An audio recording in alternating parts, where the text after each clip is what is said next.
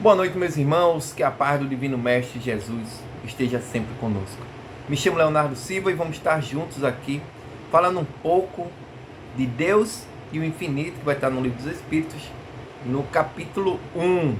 Vamos estar estudando um pouquinho sobre Deus e o infinito. E para a gente começar a falar de Deus, né, a gente vai voltar um pouco lá no Antigo Testamento. Vamos falar um pouco de história, né? O Deus nos apresentado no Antigo Testamento é um Deus vingativo, é um Deus que forma exército, é um Deus que ajuda uns povos e outros não. E devido a esse Deus lá do Antigo Testamento, a nossa primeira infância, né?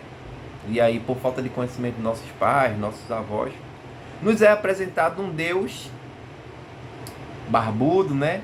Sentado em uma cadeira, né? Ou no seu trono, delegando ordem aos anjos, castigando, fazendo aquilo ou aquilo outro, não é?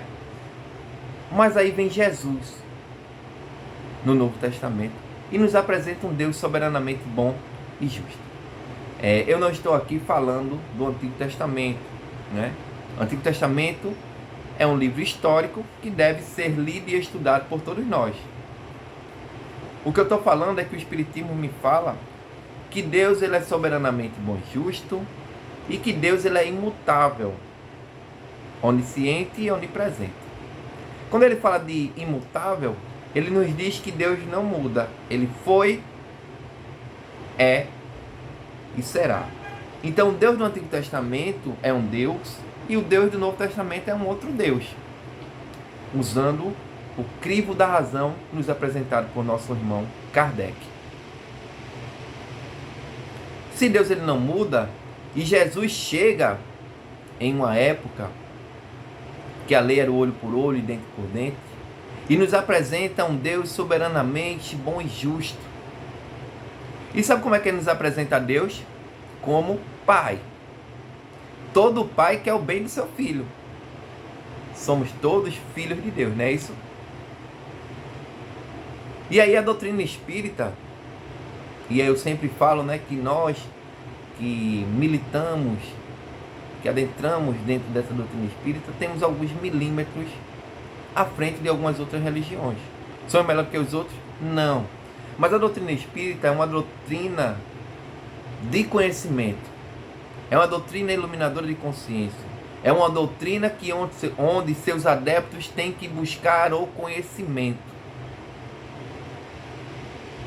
E o Mestre Jesus falou lá, né? Conhecerás a verdade e a verdade vos libertará. Mas essa questão de Deus, meus irmãos, não é uma coisa de hoje não, né? É uma coisa histórica que empolgava o homem, né? Nos seus pensamentos, nos seus centros de discussões para saber quem é esse Deus que eu só ouvi falar, né?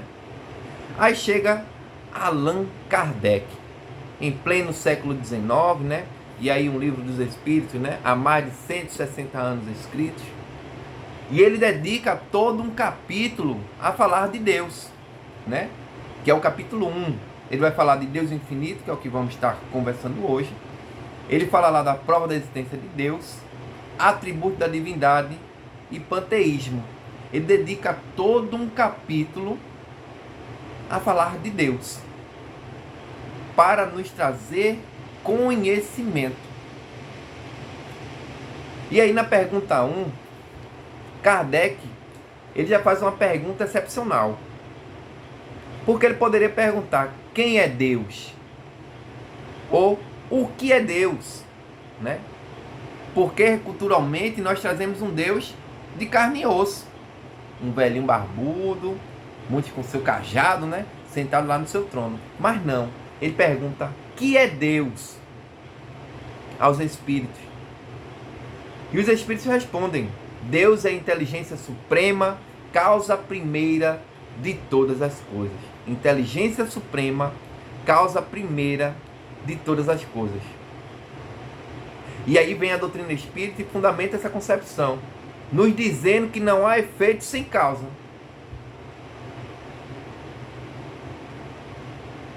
Vê que interessante. Essa semana eu tirei uma foto da praia aqui, que eu moro bem pertinho, de pau amarelo, né? A coisa mais linda. E aí eu coloquei a foto e coloquei um texto embaixo. Reconhece-se o autor pela obra. E aí vem alguns comentários, né? Deus, Deus, Deus. Jesus, ele trouxe também, utilizando-se de parábolas, né? Quando ele colocou lá, reconhece-se o fruto. Reconhece a árvore pelo fruto. Inteligência suprema, causa primária de todas as coisas. Então, Deus que nos foi apresentado pelo Mestre Jesus é um Deus de amor, de justiça também, mas muito mais de amor, porque nos dá novas oportunidades todos os dias. É um Deus que nos apresentou a doutrina dos Espíritos. É um Deus que nos dá a reencarnação, uma nova oportunidade de voltarmos, reparar erros do passado, tentar ser melhor na atual existência e evoluir.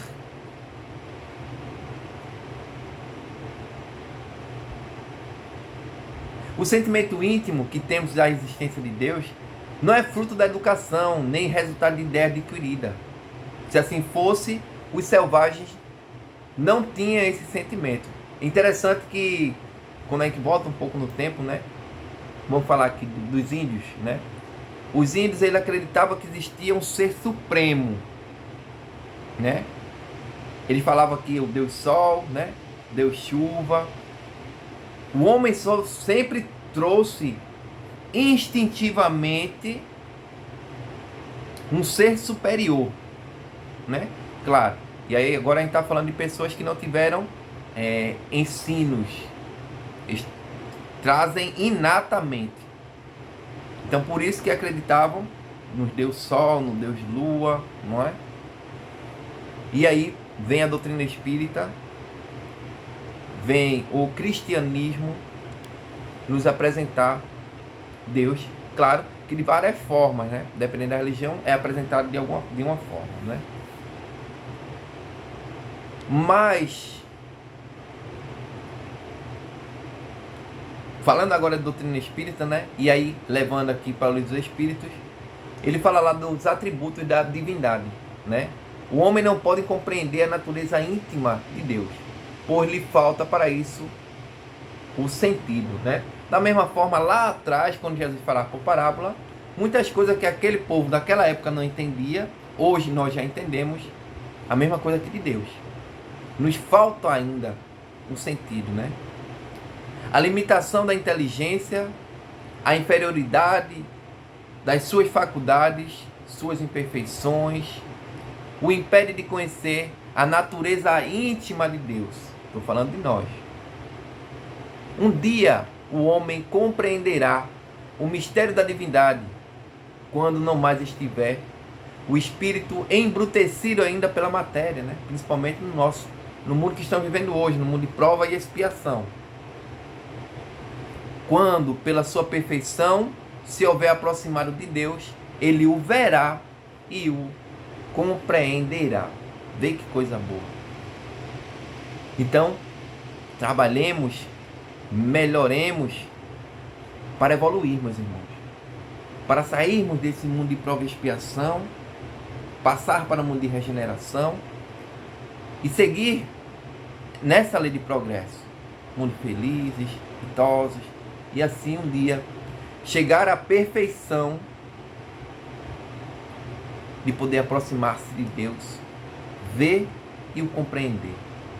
Vê que coisa boa, que coisa bela, né?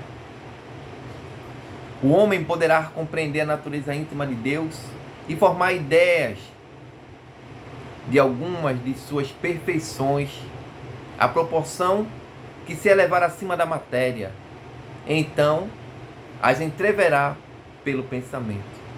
A razão nos diz que Deus deve possuir um grau absoluto à perfeição de todos os seus atributos divinos.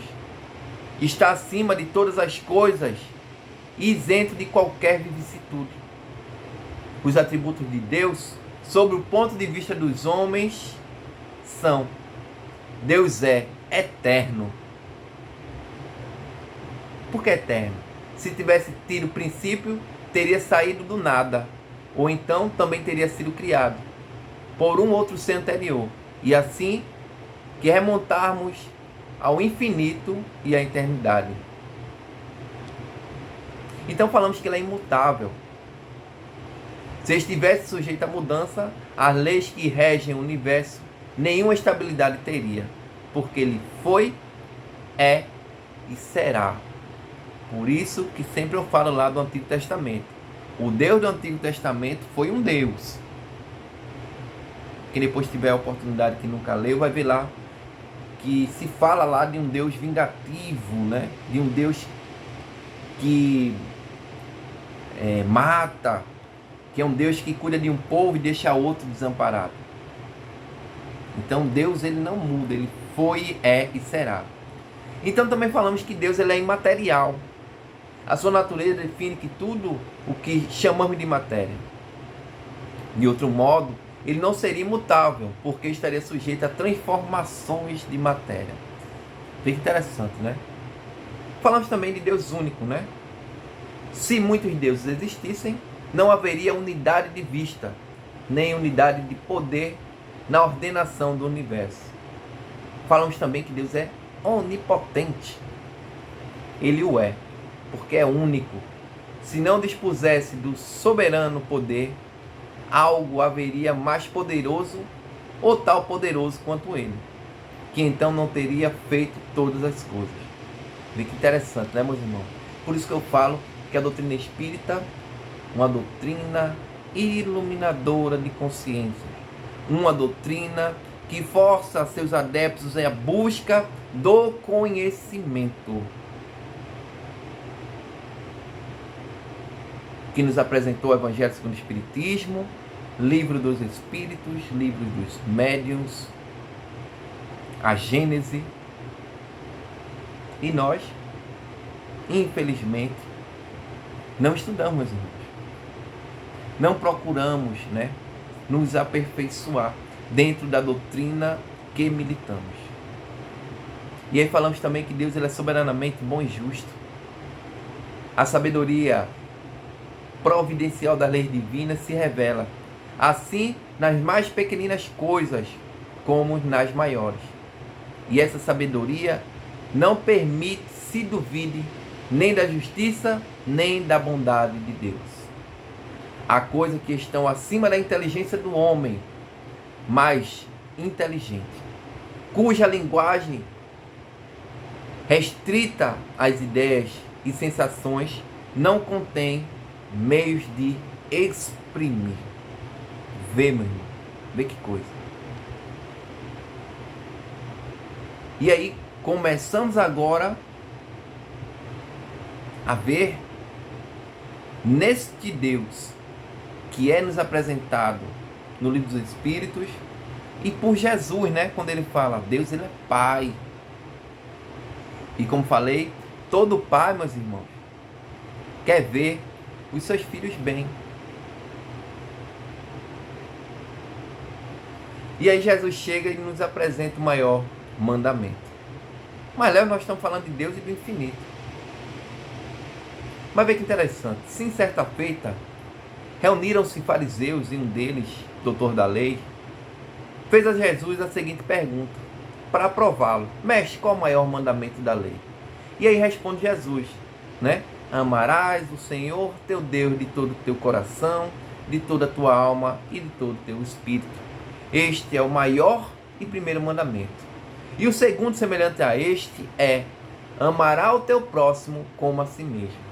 Nesses dois estão contidos todas as leis e os profetas. Vai estar lá em Mateus capítulo 22, versículo de 34 a 40.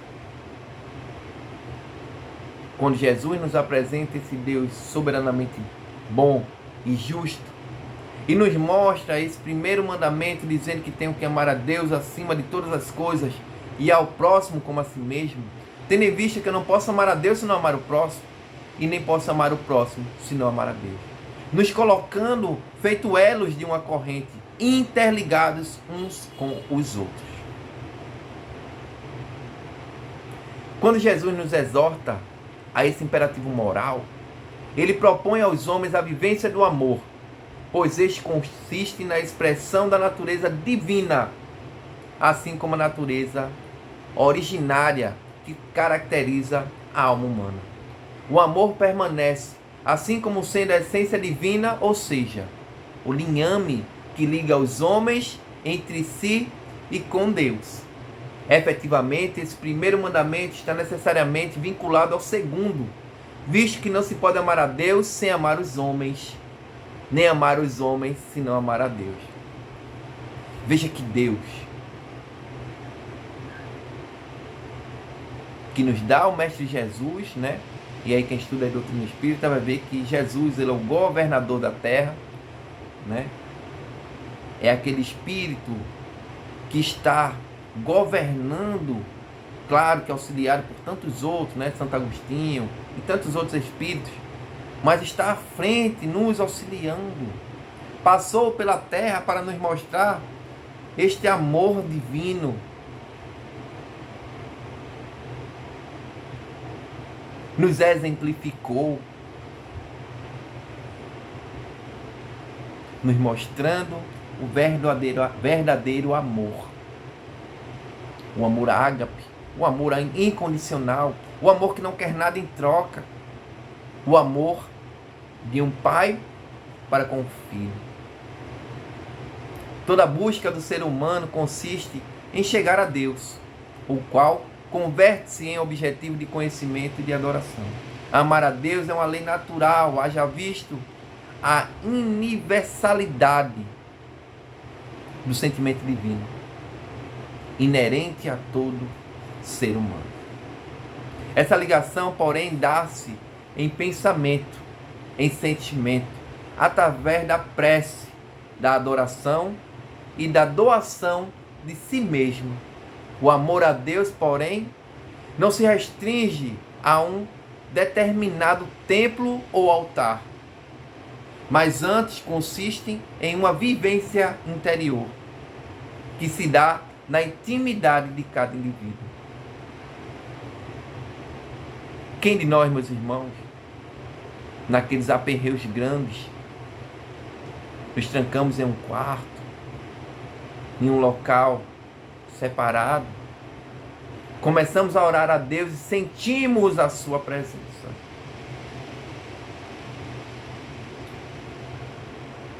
Eu escuto muitas pessoas falar de intimidade com Deus, né? De sentir, de conversar, de trazer Ele para dentro de sua casa.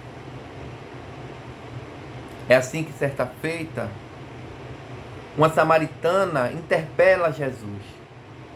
Nossos pais adoravam neste monte, mas vós dizeis que é em Jerusalém que se deve orar. Ao que Jesus respondeu: não adorai o Pai neste monte, nem em Jerusalém.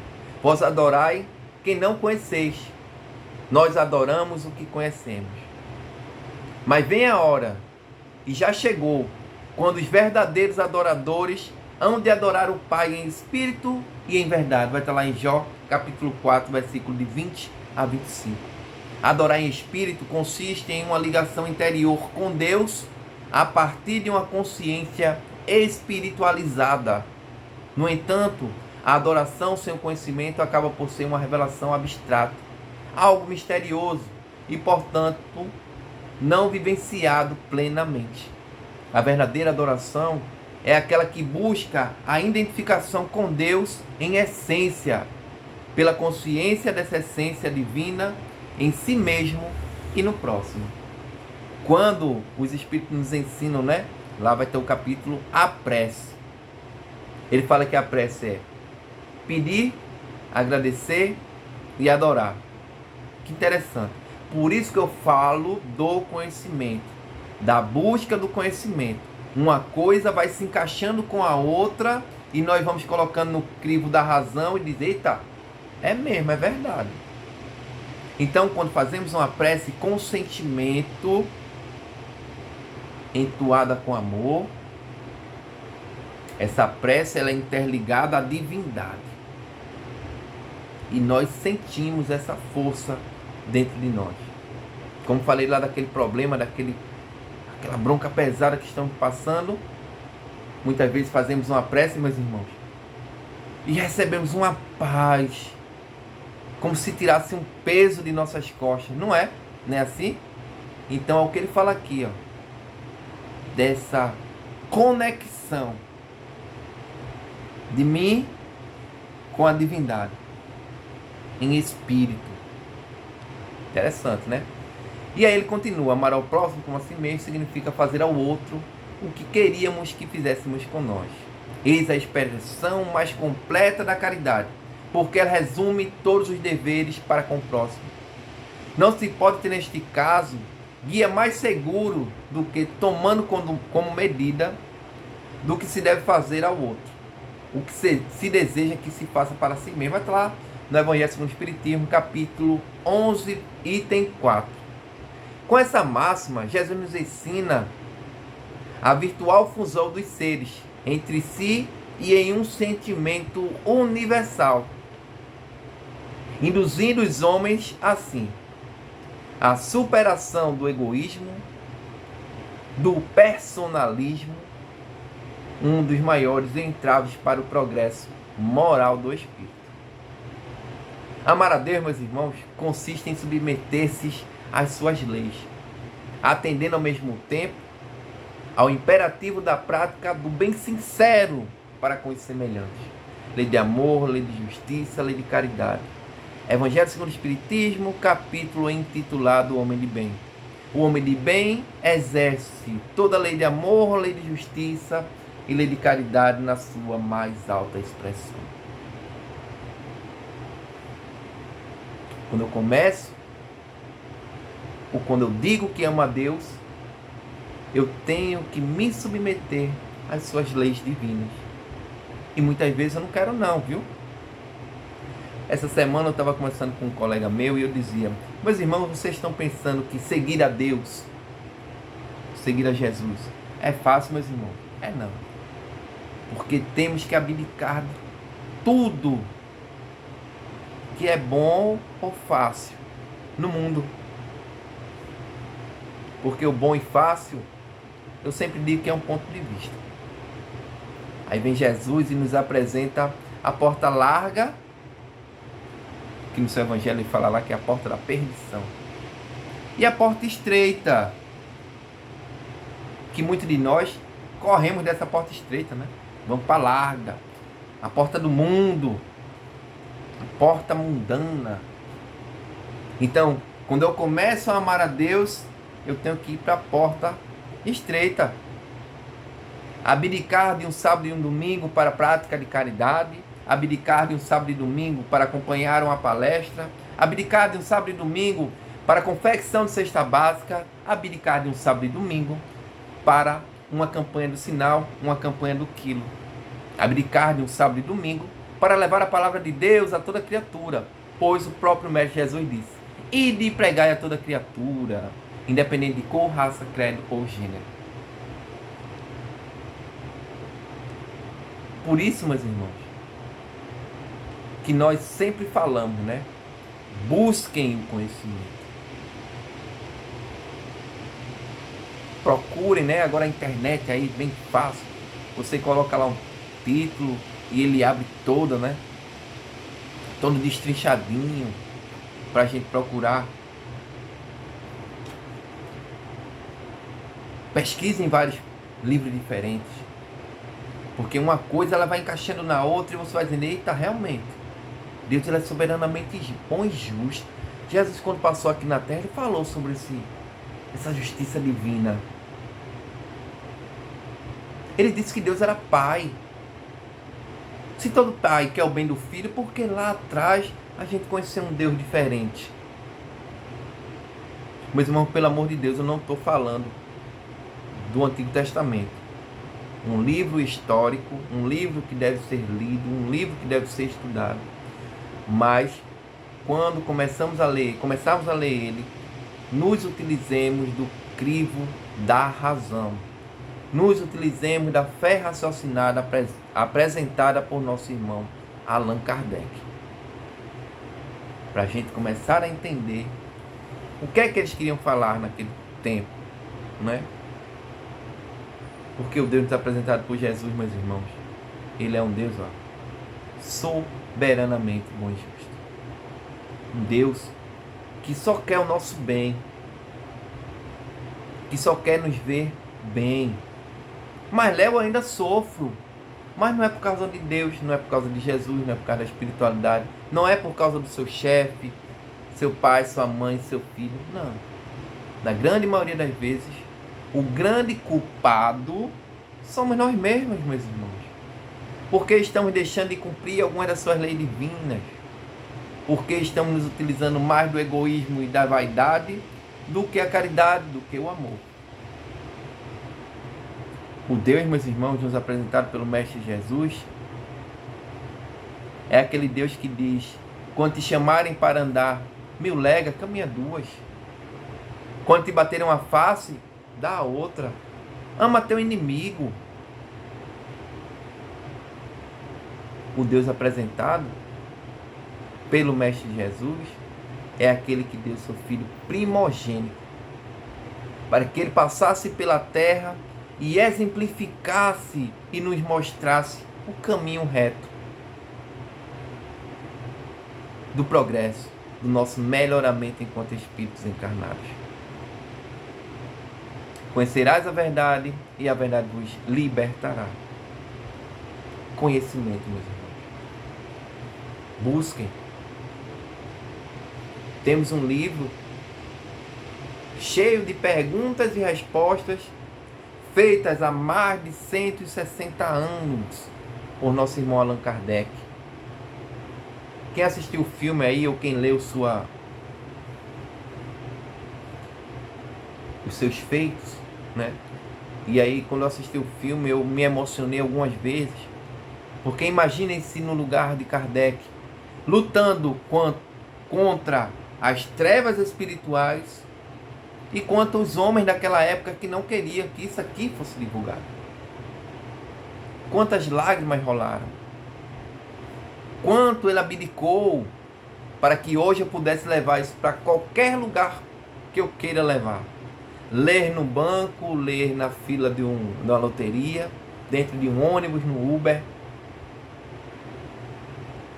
Quantas pessoas foram presas, meus irmãos, por fazer um evangelho como nós estamos fazendo aqui hoje. Quantos foram presos? Não tem aquele livrinho que a gente assina na entrada do nosso centro espírita? Lá no TEA ainda é assim. Aquele livrinho se assinava na época para ser entregue ao delegado, para ele saber quem estava na reunião. Porque se não tivesse o nome ali, não poderia assistir à reunião, não. E esse mesmo livrinho era utilizado nas casas, na época, naquelas casas do baixo meretriz que chamavam. Do mesmo jeitinho nós éramos tratados. Quantos foram presos para que eu e você hoje pudéssemos ter um livro como esse? Então vamos buscar, meus irmãos, vamos estudar um pouco mais. O tempo é chegado, né? E aí hoje nós falamos sobre Deus e o Infinito. Capítulo 1, pergunta 1, 2 e 3 de O Livro dos Espíritos, né? Meus irmãos, novamente agradeço a nossa irmã Danúzia, que sempre está nos dando a oportunidade. Deixo aqui um abraço fraterno a todos que fazem o CECI, né? Aos dirigentes, aos frequentadores, a todos, né? E sempre eu estou agradecendo porque é uma oportunidade única, né? De poder trabalhar e trazer um pouco desse evangelho, um pouco do Mestre Jesus e de Deus para todos nós. Meus irmãos, que a paz do Divino Mestre esteja sempre conosco, né? Nos auxiliando. Cuidem-se, né? Que está aí a nova variante aí da gripe. Se cuidem, utilizem o álcool em gel, o distanciamento social, a máscara, né? Vamos praticar essa caridade para nós e para o próximo. Meus irmãos, o melhor de tudo é que temos um Deus por nós e Ele é soberanamente bom e justo, viu? Fiquem na paz, que Deus sempre esteja conosco, nos encaminhando nesse norte divino. Muita paz, meus irmãos.